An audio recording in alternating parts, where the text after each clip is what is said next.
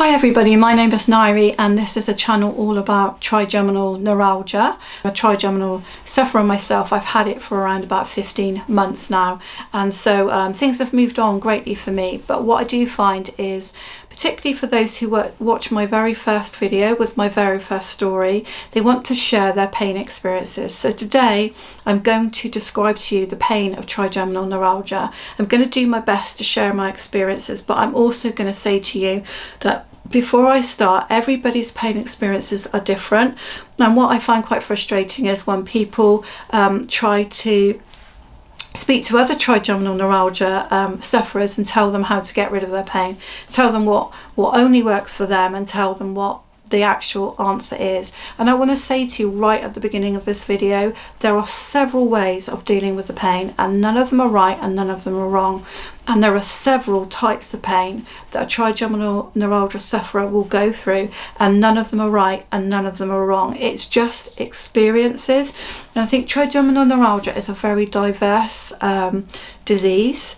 It can progress to be worse, but it can improve. So you can get to the stage where you're going to need surgery, but you can also get to the stage where you're in temporary remission. So things can change massively. Now I would say my journey is stabilization. So started with the medication quite high, come down a bit lower, and I've stabilized. I get bad days when I know it's going to flare up, when I need to slow down, but on the whole I've got the pain is under control. But that isn't going to be everybody's experience. So let me explain to you what trigeminal neuralgia pain can start off feeling like and where you can experience it. Because if you're kind of quite new to this and you've either been newly diagnosed or you think you're going to be diagnosed for this, or you're on kind of like the very beginning of your journey, you want to hear what it's like. So I'm going to explain to you how it was for me and also how other people have described it to me as well. So I'll give you a bit of both. Okay, so for me then, my experience started off like I thought it was a dental issue in this jaw here. So I thought it was connected with a bad tooth that had been going off and on for a long time. Now when I first started off with that pain, it was a searing pain that went all the way down, like aching and throbbing and quite sharp all at the same time, and all the way up into my ear and all the way up into my head. So I had pain from here all the way down, all the way through. Now if I'm going to wind back the clock, before that happened, I used to keep having an issue in this ear. So it would happen a lot when we went for walks, when we went out, you know, in the cold and everything, and I would be having excruciating pain in this ear and have to say to my husband, I think we should stop the walk now because I'm getting earache. Now I used to just put that down to it was cold and I had earache, but I've since realised that that was probably the very beginning of trigeminal neuralgia signs, this sharp pain that I was getting in my ear. And I had that a few years at least before this whole thing happened down here. So that was an indication.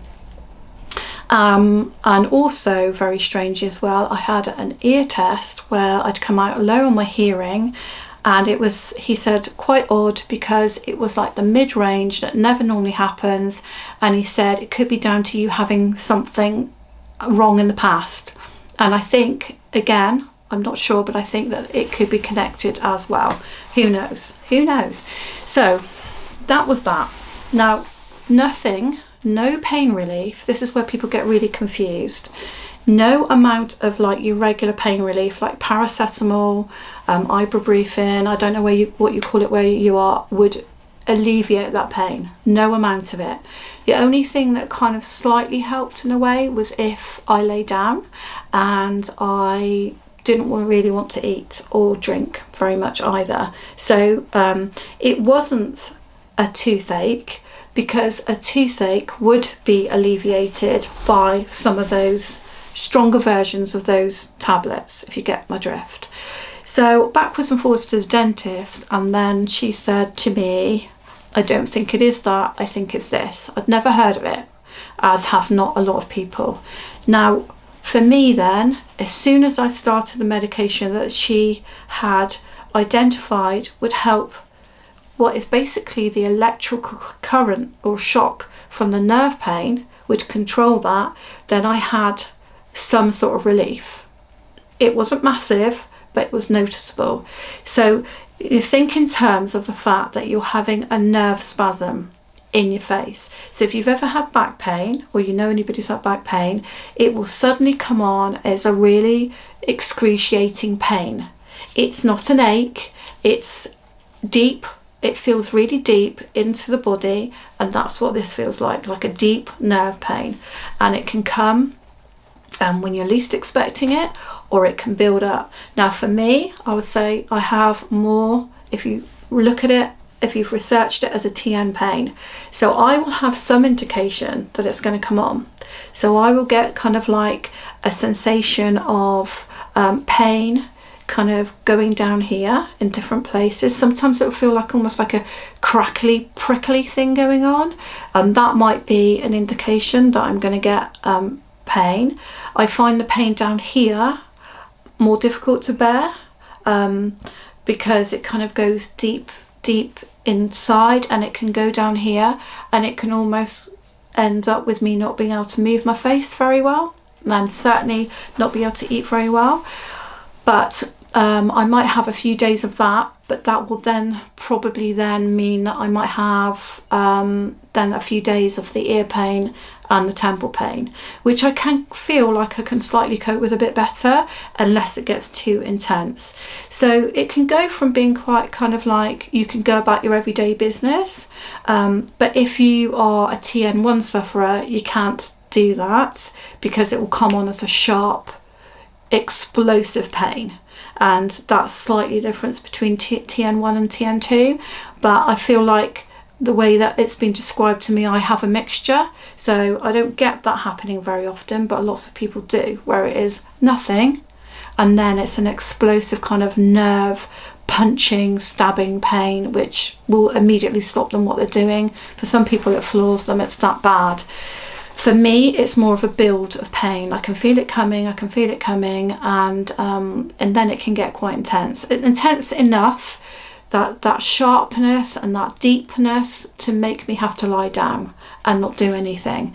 Now, since I've been on tablets for over a year, I very rarely get that now. So for a lot of people who are starting out on the journey, they don't want to hear that because they're in so much pain. They don't want to hear that somebody else is doing better, and I understand that, which is why I'm making this video for you guys who are new to this, because for some people it won't get better. You'll have to have some sort of operation to decompress that nerve. For me, there was no obvious compression based on who I saw.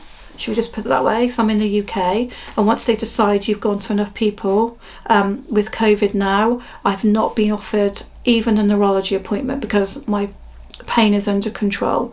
But for some people it's going to be surgery, but there will be others of you out there that there'll be no obvious nerve compression, which doesn't mean you don't have it, but it just means nobody knows what to do with you.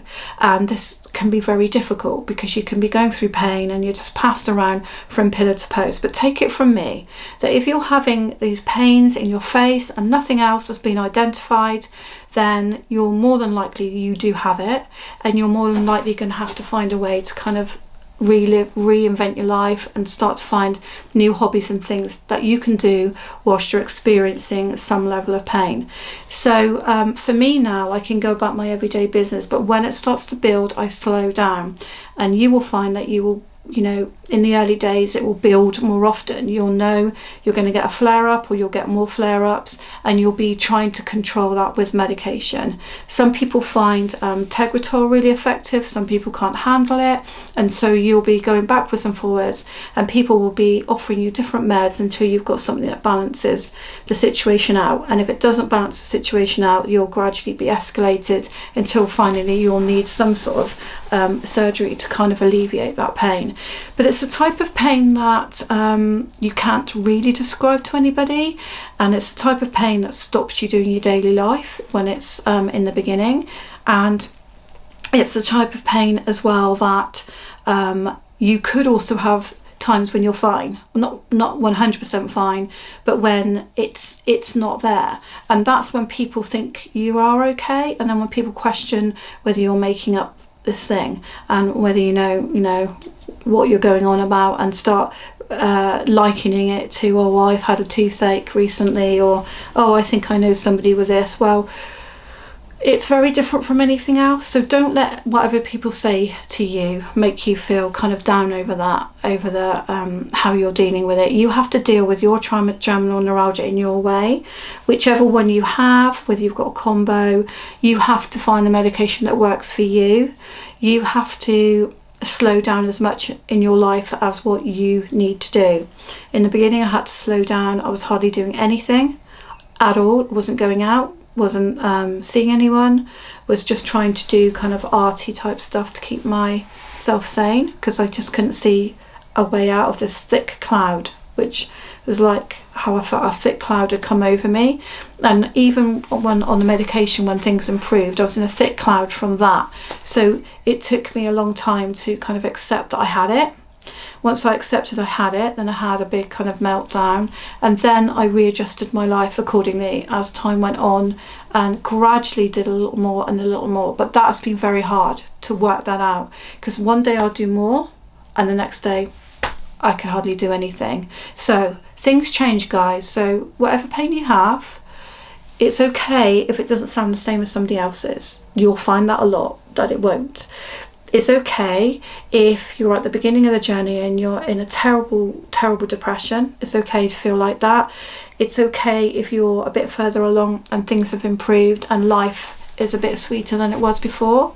It's okay if you didn't have a compression found and you're not going to need, or you can't go for surgery, and you're going to have other ways and means. And it's okay if you do need to have surgery. All of those things are okay. So I hope that's helpful for you. Subscribe to my channel if you think you want to hear from me again. I'm obviously only putting videos on where I've got something to say, because my treatment at the minute has come to an end. I'm just on Tegretol, so I put stuff on when I think I've got something to say.